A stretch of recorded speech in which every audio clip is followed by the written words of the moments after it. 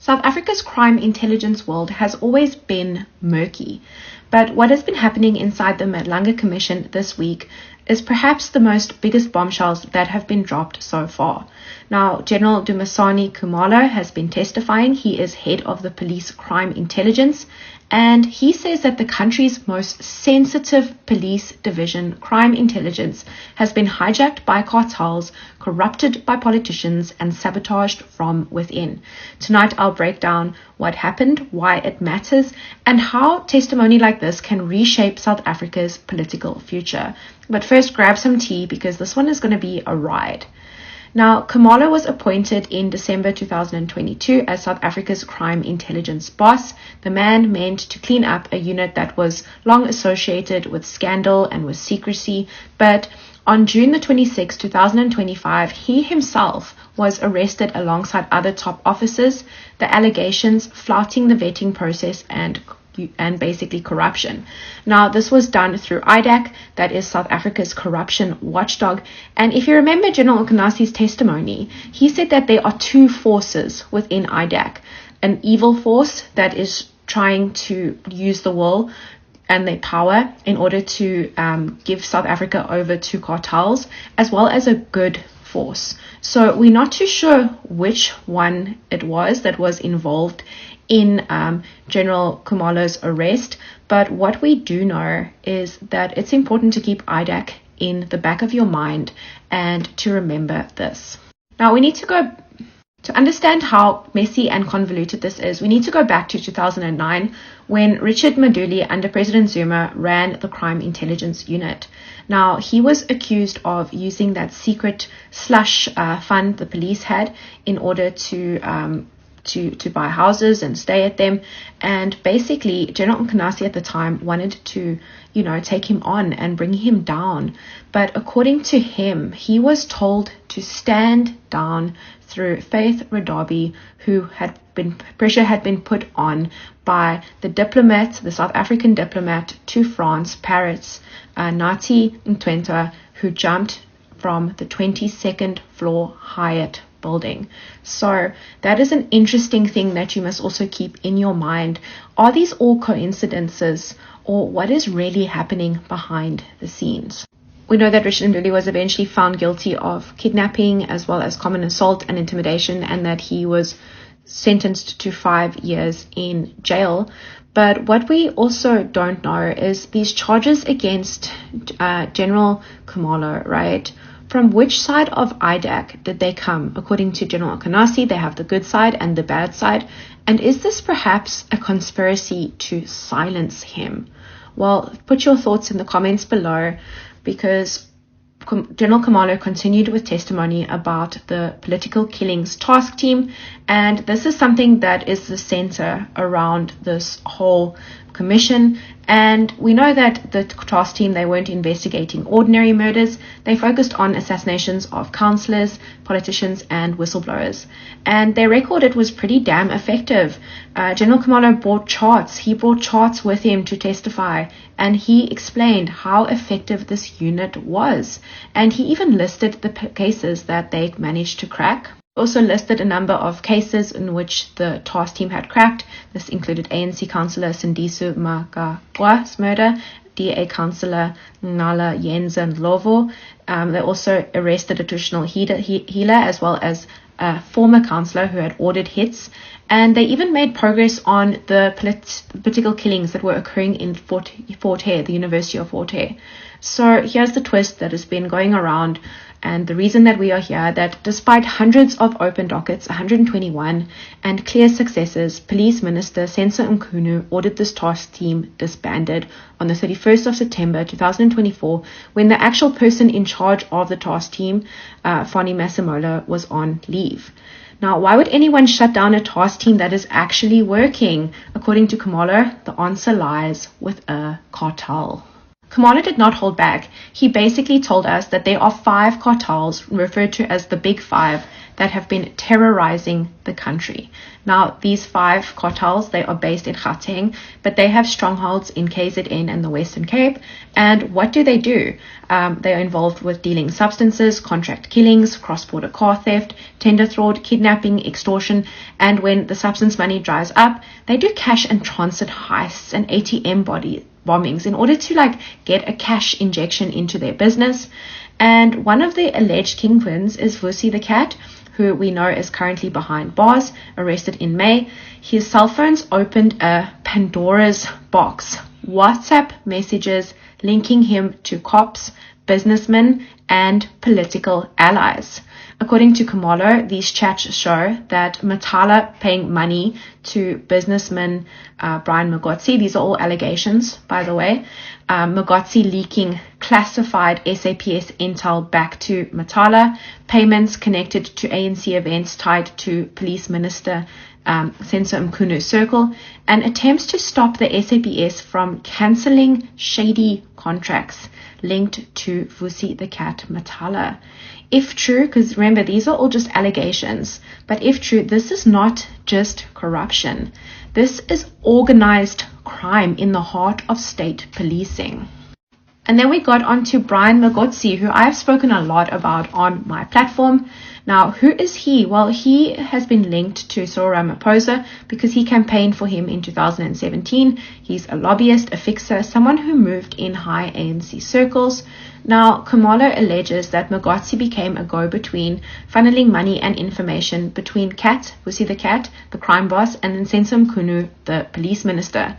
Now, to be clear, we have not yet seen a smoking gun directly tying Mkunu to the cartel, but what we have is a web of chats, payments, and political proximity that looks bad and damaging.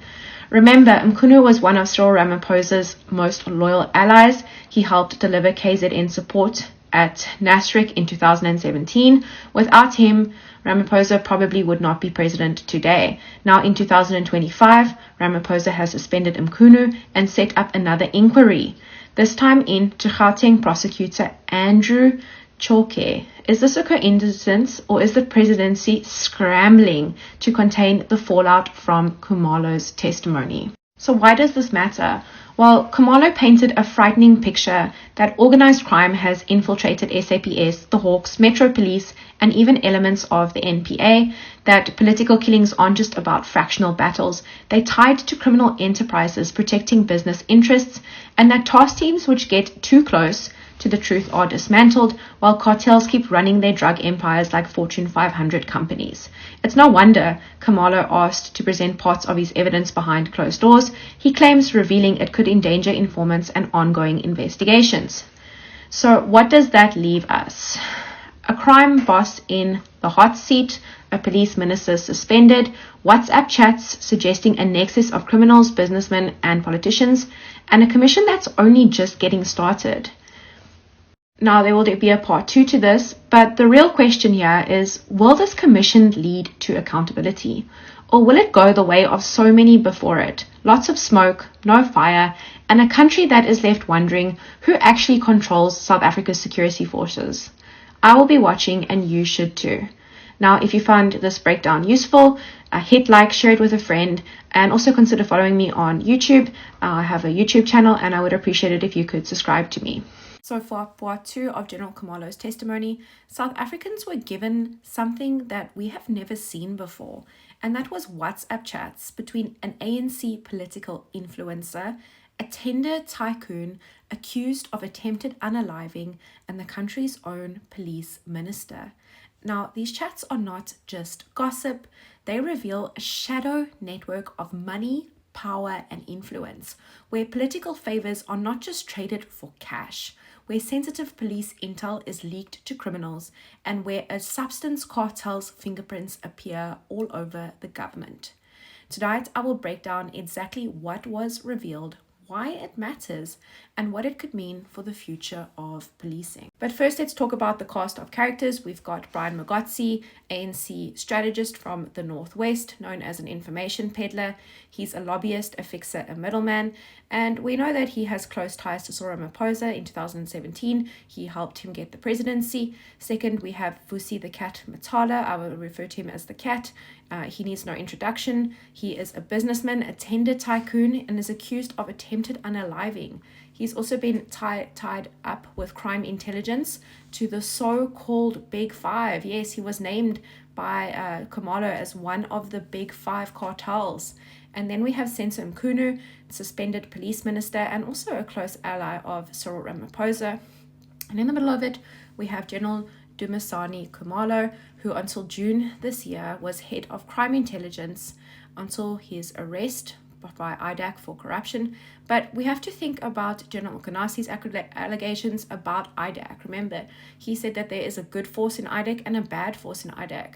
And we have to ask ourselves the question, which side was the one that was responsible for his arrest? So the first piece of evidence that was discussed in day 2 of the testimony was a video, right? And video of heavily armed men entering a building called Menlyn Capital in December 2024.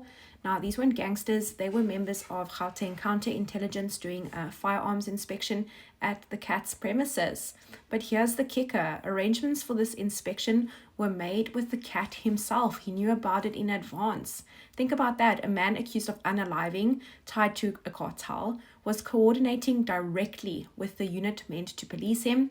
The inspection ended with guns being confiscated, a sign to the CAT that the walls were closing in, and that investigators say is when the pressure was on to disband the political killings task team and that it went into overdrive. And there were a lot of chats, there were a lot of WhatsApp chats, message after message, scrolling behind Khumalo at the commission. The pattern is clear. Brian Magotsi asked the CAT for money, 38,000 Rand here, 110,000 Rand there, supposedly for ANC travel, accommodation, and parties linked to the January 8th celebrations in Cape Town. In return, Magotsi provides sensitive updates on police investigations, court case, iPad matters, even classified dockets. One message from January the 1st this year is damning. Magotsi writes, "The task team that came to your house has been disbanded. He even attaches the official disbandment letter a day after it was issued. Now, how did he get access to that? So how did an ANC lobbyist, a civilian, get hold of that? Because it was faster than most of the generals. We remember that General Okanasi only got the WhatsApp on, I believe, the 2nd of January that it had been disbanded, because crime intelligence itself has apparently been compromised. And then the most explosive chats were revealed, chats between Magotsi and Police Minister Senzo Mkhunu. General Okanasi, he mentioned this in his press conference that he threw in June. He mentioned that he has receipts, and apparently these are the receipts. And the commission confirmed that these messages were verified and authenticated, just like during the state capture inquiry. So basically, phone records show that calls between Magotsi and Senzo Mkhunu in the very week that the political task team's unit was disbanded in December 2024. Now, let's just pause here. This is highly irregular, borderline scandalous for a sitting police minister to even entertain this, especially when those chats coincide with classified leaks and cartel money changing hands. We obviously do not know what was said on those calls, but for him even to be speaking to Brian Magotsi when this is all happening is very suspicious. So in order, let's follow the money, because that's often where things happen, is when we start following the money, we see who is receiving it. Now, we have 38,000 Rand from the CAT for Magotsi's travel, and then 111,000 Rand for the ANC Cape Town trip, and then another 15,000 Rand was requested by Brian Magotsi for drinks and food, and in total about 150,000 Rand flowing from a tender tycoon facing attempted unaliving charges into ANC political networks. In return, Matala got access, who was under investigation, when the guns were confiscated, and even hints about police commissioner appointments. At one point, Mgotsi bragged in chats, "We are appointing a provincial commissioner this Tuesday." Whether he meant the ANC or SAPS, the arrogance of including himself in policing just shows how deeply the rot runs. And Khumalo went even further. He accused popular police analyst Calvin Rafadi of using his media platforms to push narratives justifying the disbandment of the task team. Let's now continue with the story and reflect on this. During last week's testimony with Lieutenant General Nhlanhla Mkhwanazi, crime expert Calvin Rafadi came up. Mkhwanazi's made allegations against Rafadi, which he said will be detailed on camera. Calvin Rafadi joins us now via video link. Calvin, a very good afternoon to you. And thank you so much for your time. So let's reflect then on what transpired last week as we, go into a second week of the Madlanga Commission. So Lieutenant General Mkhwanazi's evidence places you in direct communication with a controversial tender businessman, Vusumuzi Matlala, who currently stands accused, as you know, of several crimes, including attempted murder. Can you confirm whether you did in fact send him that DPCI, that's the Directorate for Priority Crime Investigation, that job advertisement in 2025, earlier this year? And more importantly, perhaps talk to us about what exactly the nature of your relationship is with Mr. Matlala. Yes, good afternoon and good afternoon to your viewers. Yes, indeed, I can confirm that I did send that advert, and not only to Matlala, to many other people as it was advertised.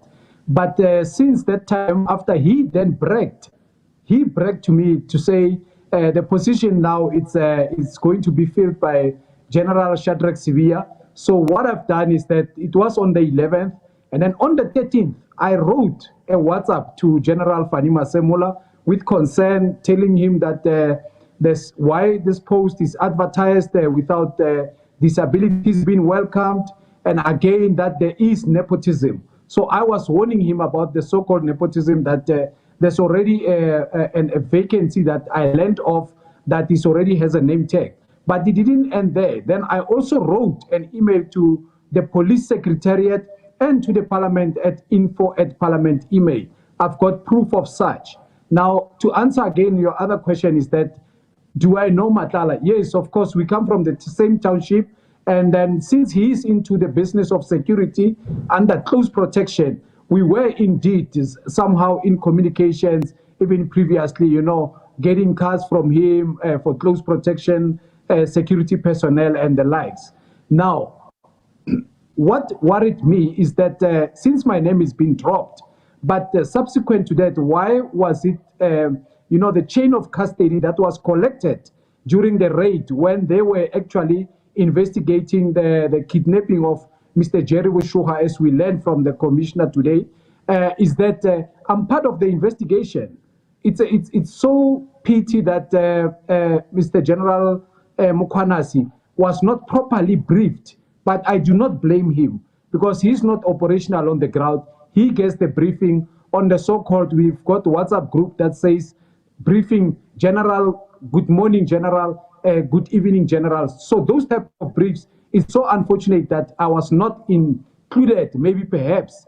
Otherwise, he could have known that what is my role, how I'm infiltrating, and what covert operation and role do I play in that particular investigation. So me and him, we want to achieve the same results. So it's very unfortunate that, the general was not properly briefed. And I feel that my name was dropped and it was never even been calculated, and it is causing damage. So when you say, are you saying that you're disputing the way you are essentially being linked to alleged interference and criminal networks? Yes, I'm not, I'm disputing that I've got some interference, but the communication is there. But what was my role? What role do I play in this type of investigation when it comes to kidnapping tax team, not political killing tax team, kidnapping tax team in Gauteng? So I am in communication with the team. I am in communication with the detective at the end, and I'm one of the force multiplier.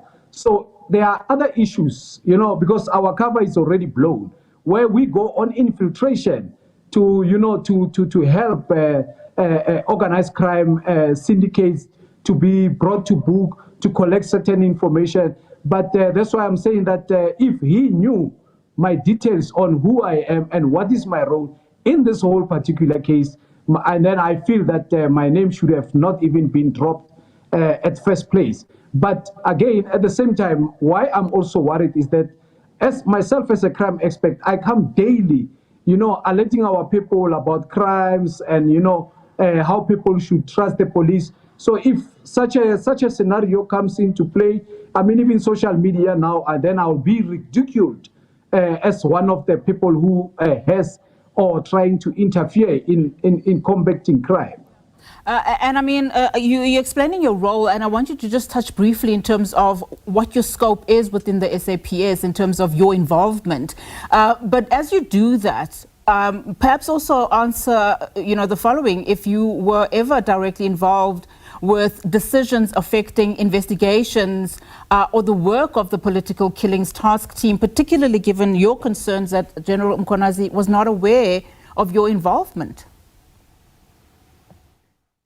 Yes. So basically, I have never interfered with any political killing task team. In fact, where they do good, I'm one of the people who even come out on media and praise the police for that effect. I'm one of the people that always, even when Mkhwanazi does good, and even any other police, I praise them and I condemn situations where we see horrific murders and the likes. But now, to answer you, my role in the police as a forensic practitioner, I'm one of the people who come in as a force multiplier to analyze some of the chain of custody that is being collected through forensic in many of the crime scenes, and to also be a helping hand and even go as further as raiding with the police at night and assessing certain situation, collecting data from the ground. Because I started 20 years ago as a police informant. So for me to even register a company called Beast Tracers, it was, solely with the passion that, I ended up as an informant, not even collecting a reward. But you know what I was collecting? Appraisals letters, because they also helped me in gaining entry in some of the academic field and continuous professional education. But my role as a forensic practitioner, I'm that guy who comes in and analyze information, who comes in and be a force multiplier, even jumping walls and going for raids, even at night, even on the very same case of the kidnapping, by the way. Very well, Calvin. Thank you so much for your time. I mean, of course, these questions also emanating from the fact that you have shown aspirations to join the SAPS, correct? Yes, definitely. Even that post, the reason I even applied for that DPCI post, that's why, just for correction, I had the general saying that that those type of posts, one can only apply when you are 7 years and more in the force of the police. No, that is not the case. It's what we call external and internal post. So even people from external, they can still apply.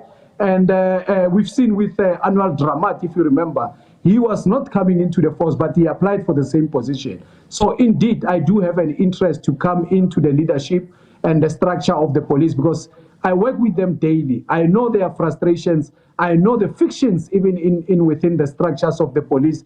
And one can say, you know what, once you gain certain entry and influence, you can make a difference out of it. Calvin, let's leave it there for now. Thank you so much for your time. Calvin Rafadi, the crime expert, of course. Our interview just emanating from Lieutenant General's testimony, linking him to some of his allegations, saying that that will all be detailed in camera. So, of course, Calvin Rafadi just speaking to us there about his name being mentioned in the commission.